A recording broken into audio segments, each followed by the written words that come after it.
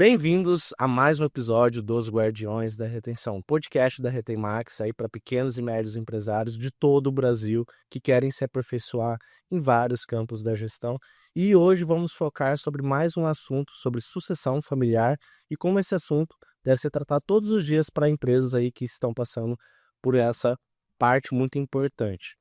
Meu nome é Arthur Maximiliano e já desejo fazer um convite para vocês que vocês já nos sigam agora nas redes sociais, YouTube, Instagram, Spotify, LinkedIn, TikTok, Twitter, quer dizer, o X, né? Então, todas elas nós estaremos aí para compartilhar muito conhecimento e conteúdo para vocês. Você que é pequeno e médio empresário tem muito compromisso com o conteúdo e evolução e melhoria contínua. Pensando em melhoria contínua, eu trouxe um grande amigo, um grande parceiro, um grande profissional aqui da nossa cidade, aqui do Brasil, que veio compartilhar esse momento que ele tem vivido e também um pouco do conhecimento dele. Vitor Hugo Ferzelli, um grande amigo aqui, um grande parceiro, que a gente veio compartilhar aqui em conjunto todo esse bate-papo. Meu amigo, muito obrigado por ter aceito esse convite e quero que você se introduza aqui para as pessoas, para a gente entender um pouquinho da sua história e sua trajetória. Vai ser um prazer, Arthur.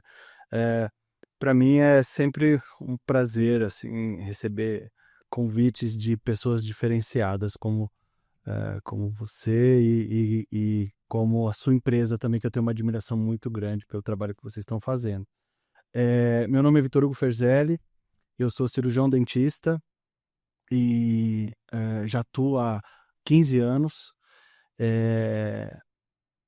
Sou filho de cirurgião dentista, que já está aí há 45 anos, de profissão. Meu pai, Vitor Ferzelli, e a gente atua aqui em Campo Grande, também em São Paulo, tratando pacientes com quadros específicos, na área de saúde. Eu acho que, para eu poder explicar um pouco da minha relação com meu pai, da relação de sucessão que a gente tem na empresa de uma forma mais direta, eu vou, se você me permitir, apresentar um pouco do que a gente faz dentro da especialidade que a gente tem, porque eu vejo que é uma especialidade pouco conhecida, um pouco nova, a nossa área de atuação, né. Eu sou cirurgião bucomaxilofacial, Legal. que é uma vertente da odontologia, uma especialidade da odontologia que demanda um nível de formação, de residência hospitalar por 3 anos. Então eu fiquei, no Hospital da Santa Casa por 3 anos, praticamente morando lá e tendo experiências com cirurgias maiores de face, atendendo bastante, pacientes com trauma, com fraturas de face, fraturas de mandíbula, de órbita, coisas que as pessoas pouco sabem que são atribuídas a cirurgiões dentistas, né. Legal. Então essa formação me traz uma bagagem, cirúrgica e anatômica da face de uma forma geral. Meu pai é um clínico, que a gente diz, que tem uma formação específica nas disfunções temporomandibulares. É um nome um pouco complexo, mas é uma condição que vem atingindo cada vez mais as pessoas no país, que basicamente é uma disfunção ortopédica da face que traz dores de cabeça, dores de fundo de olho, dores na face em geral,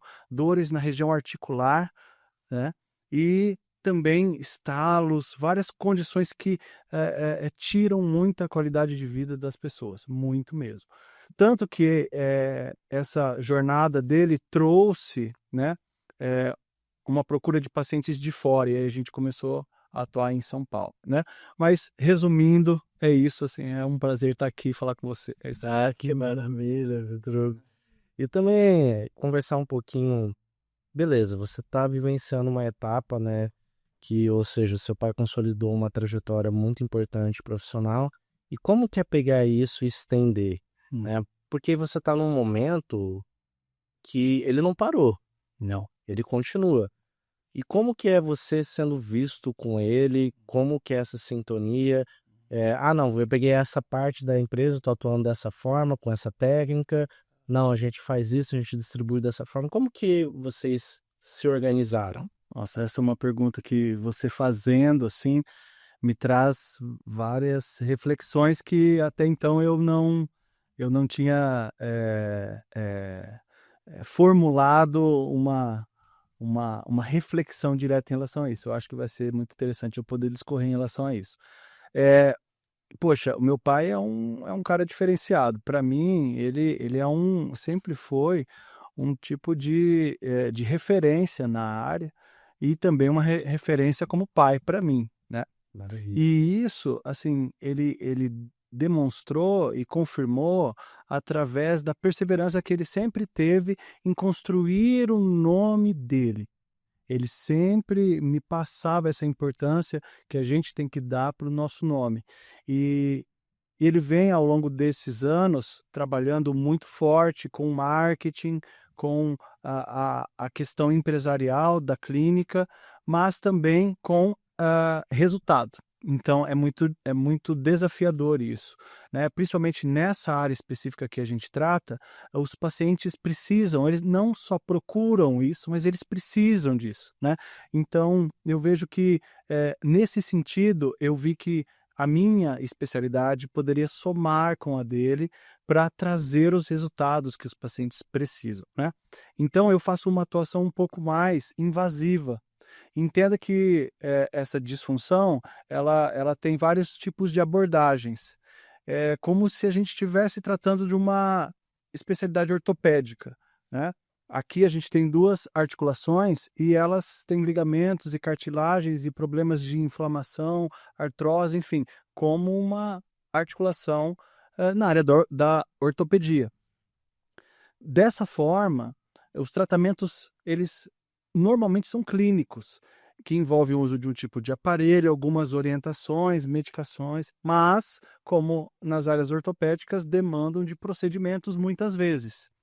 Eu, eu não gosto de me ver assim, mas eu vejo que existe, assim, uma semelhança com a ortopedia, como se fosse um ortopedista da face. Legal. Mas, assim, eu vejo que é uma situação que me traz uma demanda de conhecimento tanto da área ortopédica como da área odontológica também, porque a relação dos dentes também é muito importante para esse problema, né.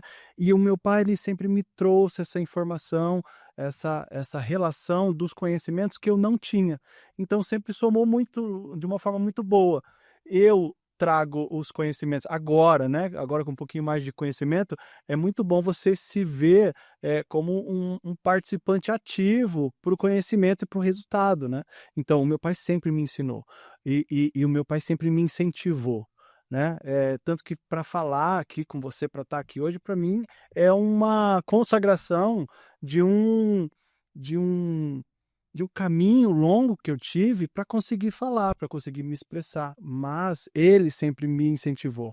Ele me colocava para assistir as palestras dele, para passar os slides dele, quando na época ficava se passando os slides, enfim, para apresentar, para dar aula. E eu olhava para ele e eu falava: "Pai, para que você está fazendo isso? Eu não sei nada". Mas eu me preparava. E aí eu ia lá e dava um vexame na minha, eh, na minha concepção. Eu via que, poxa, eu gaguejei um monte, eu sempre tive esse problema de não conseguir gaguejar, enfim. Uhum. E essas exposições que ele me fazia acabaram que hoje eu vejo de uma forma extremamente clara que foram, assim, cruciais para eu ter essa desenvoltura de alguma forma para poder conversar com os pacientes, conversar com você Uhum. e, enfim, para seguir minha vida de uma forma mais, eu vejo assim, eh, Direcionado, direcionada, é. direcionada, né. Então é isso, assim, numa questão, assim, respondendo a sua pergunta, eu vejo que houve, de uma forma despretensiosa, um sinergismo, né. Ele atuando muito bem na área dele, e eu atuando muito bem na minha, mas com um foco em comum. Então eu acho que isso é muito importante. É óbvio que existem muitos, eh, conflitos de ego, alguma coisa assim, isso é um ponto, eu acho que é polêmico, né. Só que meu pai sempre foi um cara muito tranquilo, eu me considero uma pessoa tranquila, entendeu. Sim. E eu sei quando que eu devo dar um passo para trás e ele também sabe, então a gente tem uma relação real. É real, isso é uma pessoa real, né. Então, É. e olha só, Vitor, mês passado eu tive a oportunidade de fazer uma reunião empresarial com seu pai, não sei se você ficou sabendo, né, com Uhum. seu irmão e seu pai, né. E ele estava falando, e eu não entendia, assim, você falou, né, eu entendia, mas aí ele não é que falou o segredo dele, né, mas ele falou como que é exatamente é o processo que ele atua com Com os os pacientes. pacientes. Eu falei: "Cara, esse filho da mãe, ele tem algo que particularmente eu estudo há bastante tempo, que é a jornada de um cliente, a jornada de um paciente, a jornada de um aluno", exemplo, né, que é essa pessoa. E ele exatamente cumpre todas as etapas disso. E aí eu fui falando pra ele, ele falou assim: "Não, mas eu não sabia, eu não Ele sabia disso". faz isso. Ele desenvolveu um método, né, que ele mesmo falou, comentou, Aham. de tanto de jornada com o paciente e aparentemente pelo que você está me falando, desenvolveu uma jornada com você, Hum. né, uma jornada de uma trajetória de um sucessor que o senhor mantém essa pegada mais de marketing e tal, né, e você mais essa parte técnica, né. Como que você se sente, o seu pai se com essa questão da jornada com os pacientes, que vocês se portam tanto, como que você elabora, discorre sobre isso, vocês em conjunto, mas também da jornada da equipe sua, de vocês em conjunto, né, tanto da equipe quanto a dos Do pacientes, né. Aham. Eu vejo assim, eu sempre admirei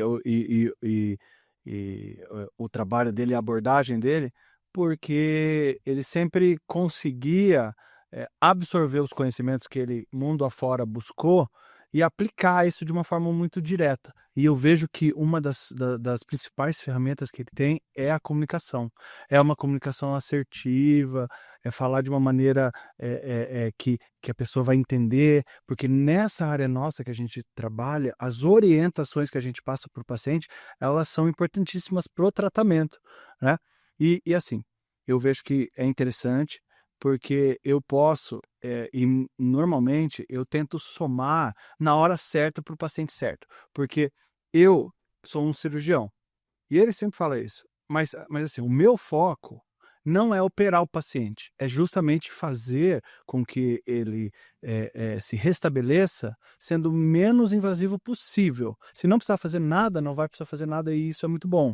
Agora, eu sou aquele profissional que fazendo parte da equipe, eu já tenho uma visão para o paciente que está iniciando aquela jornada e em entender que aquele ou aquele paciente, ele já tem uma tendência muito grande de precisar da minha atuação. Por exemplo, a gente faz uma avaliação clínica de uma pessoa que está com dor. E essa pessoa, ela tem alguns sinais de estalos e dores numa região que a gente chama de pré-auricular, que é a região Hum. onde estão as articulações em si. E alguns sintomas já me trazem a necessidade de, por exemplo, pedir uma ressonância magnética de articulação. Então, eu já faço essa solicitação. Eu já avaliando a face do paciente, eu já tenho uma ideia do que ele pode estar sofrendo na ATM. Eu já tenho uma visão, isso é graças à minha especialidade de cirurgia, que eu sei a relação da articulação com a disposição esquelética da face do paciente. Então, eu já sei que aquele paciente, por exemplo, que tem o queixo um pouquinho para trás, ele tem uma tendência de ter um problema maior na articulação, ele tem uma tendência de ter uma via aérea de respiração mais fechada, então esse problema da qualidade do sono também atrapalha a dor e atrapalha a própria qualidade de vida do paciente. Então eu já faço essa análise de face de uma maneira muito subjetiva. Aham. Ele, às vezes, me chama para participar de uma consulta com um paciente que ele já tem essa suspeita, e eu já faço essa análise. Olha, legal, vamos tentar fazer o seu caso evoluir bem, sendo menos invasivo possível. Eu não quero fazer parte do seu tratamento, até brinco, né? Mas vamos fazer essa tomografia, vamos fazer essa ressonância e a gente vai vendo. Se todo o tratamento fluir bem e o paciente não precisar, ótimo. Agora, muitas das vezes eu sou acionado, você entendeu? E aí entra, acho que a gente poderia falar talvez de qual o que eu faço na prática, né? Assim, a Uhum. minha parte infiltrações articulares. Eu não sei se você já ouviu falar de infiltração de ombro, de joelho, é a mesma coisa, mas para articulação. Uhum. Cirurgia por vídeo, né, cirurgia articular aberta, cirurgia ortognática que muda um pouco essa relação esquelética, né. Mas isso a gente tende a ter sucesso porque a gente não opera todo mundo. Então, esse é o ponto, né? Já o meu pai, ele tem uma abordagem onde ele trabalha muito com a parte cognitiva do paciente, Eu entendi muito bem isso. Eu né? acredito que um diferencial que você falou desde o começo dessa conversa, sabe? Que é a comunicação. Seu pai, ele falou que ele tem uma constante comunicação com o paciente, assim, religiosa. Ó, tal dia você não pode fazer, ó, lembra de fazer tal coisa, lembra de executar. E eu falei, pô, ele é basicamente também um personal trainer ali mandibular nessa pessoa, Exatamente, né? exatamente. Isso é muito legal. Eu falo que ele tem gente que fala que ele é bruxo, porque ele adivinha algumas coisas do paciente já antes de conhecer, assim. Ele faz isso porque ele recebe, a gente tá numa situação, eh, numa posição de receber os pacientes que tem uma disfunção que para nós é clara, assim. Imagine que eu tenho um problema ortopédico numa articulação diferente, por exemplo, um joelho, tá? O ortopedista, ele precisa ficar de olho no sobrepeso do paciente, Uhum. certo? Então, por exemplo, poxa, o seu fulano, ele tem um problema de joelho, mas ele tem um sobrepeso muito grande, ele está forçando aquilo. Então, ele pode tratar aquele joelho, mas num momento ele vai ter que atribuir uma importância grande para o sobrepeso, né? Agora, para nós é diferente. Qual que é um dos fatores principais que causam uma disfunção como a nossa, a disfunção temporomandibular? É o fator emocional. É o fator cognitivo, né. Legal. Então assim, o que a gente, pra nós é muito claro, é que existe uma relação muito grande da qualidade dos pensamentos, da qualidade das cognições, com o comportamento que a gente faz de uma forma involuntária na nossa boca, por exemplo. Isso é uma abordagem que a gente faz. Então a gente fala para o paciente: "Olha, paciente, você não pode tensionar os músculos da face". Só que a gente entende que isso parcialmente, assim, e grande parte, é modulado pelo sistema inconsciente, entende? Então como que a gente vai Bom. atuar? A gente atua na higiene cognitiva. É isso que a gente faz durante o tratamento. Eu tenho muito essa abordagem, porque eu faço também esse tratamento clínico em alguns casos, e eu vou muito a fundo nessa parte, emocional, mas cognitiva comportamental. Eu não sou Só. psicólogo, mas eu tento fazer uma psicoeducação bem básica, focada no problema que eu quero tratar, Uhum. entende? Agora assim, ó, o que a gente vê? Os pacientes que nos apresentam na clínica são pacientes que, se a gente pudesse, por exemplo, fazer um relatório, olha só, um relatório, eh, dos pensamentos que aquela pessoa teve naquele dia. Ah, na hora tal ele teve esse pensamento assim, assim, assado. Sabe, as cognições, como as frases que a gente fala para nós mesmos na nossa cabeça. Aham. Os pacientes que nos apresentam, eles tendem a ter um padrão cognitivo muito voltado para medo, autocobrança, catastrofização, perfeccionismo. E esse tipo de cognição, ele tende a ativar uma área do o que a gente chama de sistema límbico, que é a área que prepara a gente para uma fuga ou para uma luta, por exemplo. Ao mesmo tempo que a gente está tendo um pensamento voltado ao medo, de alguma forma, autocobrança ou até a catastrofização, a gente está realizando um comportamento. A própria catastrofização, o que que é catastrofização? É um fenômeno que, os psicólogos, eles tratam muito, né. Quando a gente pega, o padrão ou o caminho cognitivo de pensamentos de uma pessoa que tem um problema real. E ela fica imaginando os desdobramentos negativos daquele problema na Cenário, cabeça, os cenários negativos até uma catástrofe. Então essa é a catastrofização. O problema é que as pessoas, elas estão cada vez mais tornando esse padrão de pensamento um hábito. E aí, inconscientemente, enquanto a gente está na catastrofização, por exemplo, o inconsciente está reagindo. Por quê? Porque ele não tem a noção de que aquilo é real ou não, porque ele é inconsciente. Nossa, isso é muito poderoso, muito Entende? poderoso. Então você E a acaba até tendo uma reeducação ali com o paciente. a gente fala que assim, ó, a ideia do tratamento não é fazer o paciente simplesmente voltar à sociedade e ficar bem, é dar ferramentas para ele se autotratar de alguma forma no futuro, para ele entender o porquê ele disfuncionou e entender como que ele pode se tratar de alguma forma. Porque a gente fala que a disfunção, ela não é uma doença, ela é assim, uma disfunção, mau funcionamento de estruturas. E por isso ela não tem uma cura, ela tem um manejo, Sim. entende? Evitar, né? Evitar isso, né? Então é mais ou menos assim. Assim, essa abordagem do emocional e tal, ela é a base de tudo para a gente dar prosseguimento em outras terapias. Mas se o paciente ele entende isso e coloca em prática as ferramentas que a gente dá para ele tem muita chance de tirar uma indicação cirúrgica, de tirar uma indicação de procedimento. Uma coisa, Vitor Hugo, tem muito paciente que acha que é balela quando começa o procedimento com você ou quando tem a primeira conversa. Sabe por quê? Aqui, como a gente lida com o empresário geralmente ele tem muitas crenças. Muitas. Muitas, assim, enfim, de sociedade, né, tudo mais, né? Pô, isso não dá certo, isso não funciona. Na minha empresa sempre foi assim, entendeu? Quebrar essas. Então tem muitas essas objeções também tem muito a ver sobre a cultura das pessoas. E também, principalmente do momento que a gente vive, né? Hoje a informação ela corre de uma forma muito mais rápida que anteriormente. E tudo isso em conjunto faz com que as pessoas elas tenham percepções diferentes. Sim. Como que tá acontecendo com vocês ali? A galera fala assim, isso é papagaiado, isso é balela. Assim, o que eu vejo, assim, e faz sentido, principalmente em relação à conversa que a gente está tendo. Primeiro que a gente trata a nossa especialidade com muita seriedade. E a gente tem um nome que carrega essa seriedade na hora da consulta. E a gente aborda o paciente de uma forma muito direta. E o nosso conhecimento ele não é muito raso. Porque os profissionais e os colegas que tratam ou que tentam tratar, eles normalmente eles têm um conhecimento que vai até um certo ponto. Entende?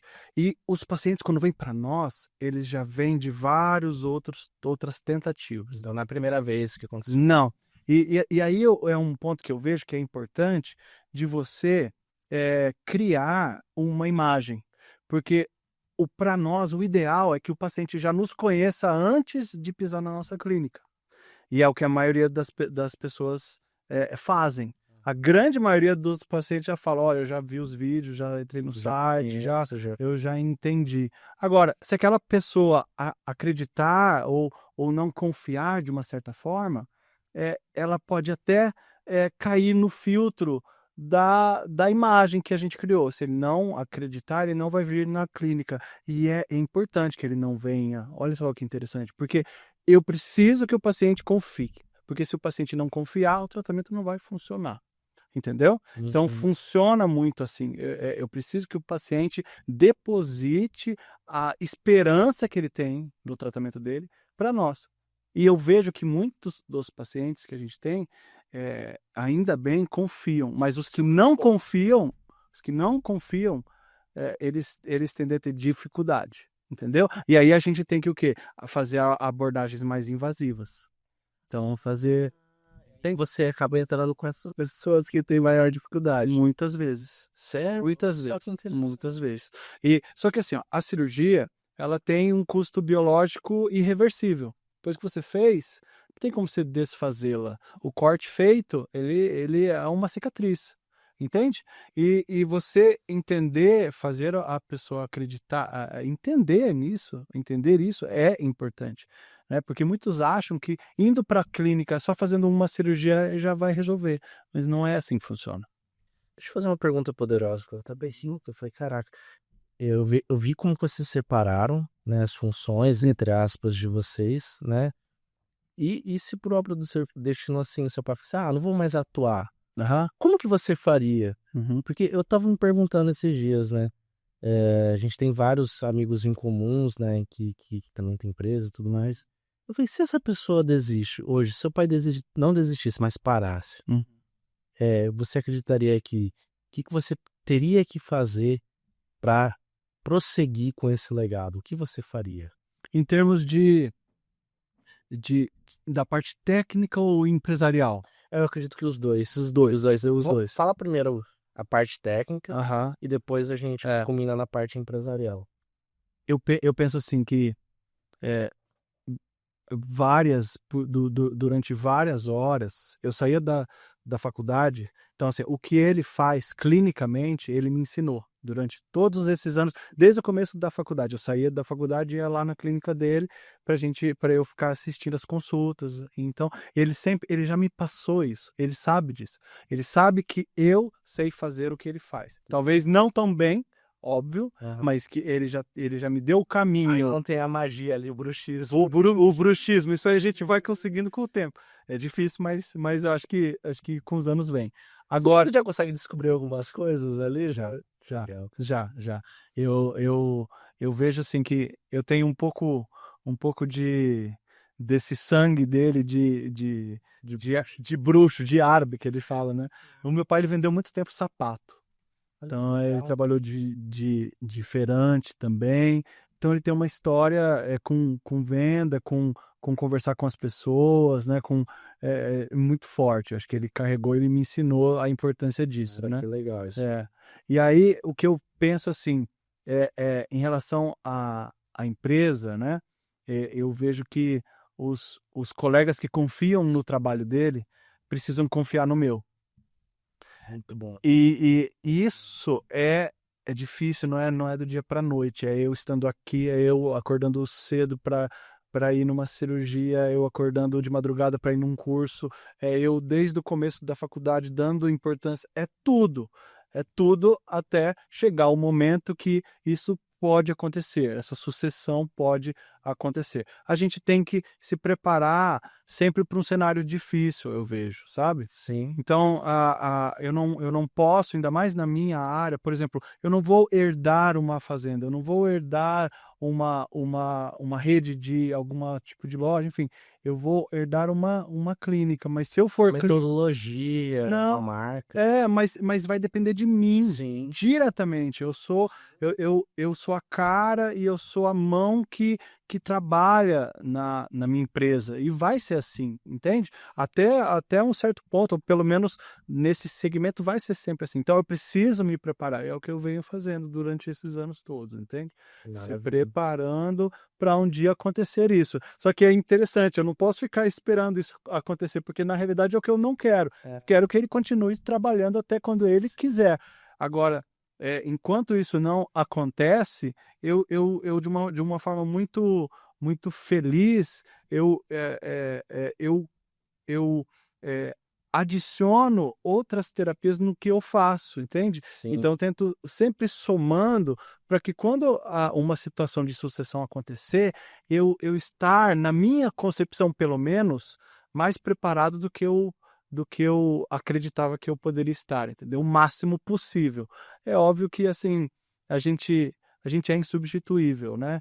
Eu não quero ser ele, e ele quer que ele sempre me falou isso desde quando eu era mais novo: "Eu não quero que você se torne eu, mas eu quero que você se torne, quem você acha que Deve deve ser. ser", né. E, eu espero estar preparado, né, eu estou lutando para isso. Corvo, pra gente seguir para essa parte mais final agora da nossa conversa, gostaria de pedir 3 ouros seus, assim, tanto, do que foi de você entender que é um sucesso do que vocês fazem em conjunto, do sucesso que vocês têm. Eu sei que sucesso, quando fala relativo, essa galera fala que é percepção, né, é relativo e tudo mais, mas eu considero vocês bastante de sucesso porque ele é algo dia após dia, né, o sucesso dia após dia. Dessa sintonia que vocês têm em conjunto, 3 dicas, 3 ouros, que é imprescindível.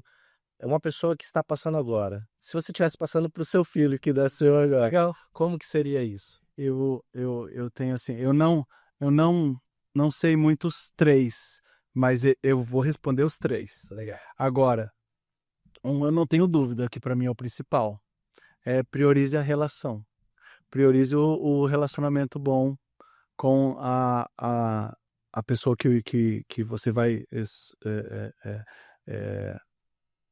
ocupar o cargo de alguma forma, enfim, no meu caso muito específico, que é o meu pai, mas priorize um relacionamento saudável, acima de tudo. Às vezes a gente quer alguma coisa e a gente não mede muito esforço e quer subjugar a experiência, a vontade do outro, e o relacionamento fica, sofre com isso. E então eu priorizaria o relacionamento, Legal. entende?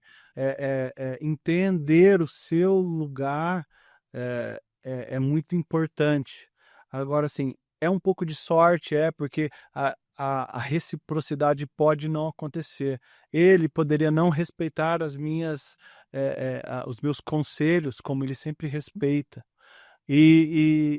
Mas ele também poderia não priorizar a nossa relação, como ele sempre faz. Mas ele me ensinou isso e eu acho que é o mais importante. Numa situação de sucessão assim, você, respeitar o tempo das coisas e priorizar também, o relacionamento. O relacionamento, porque eu acho que o relacionamento é base de tudo.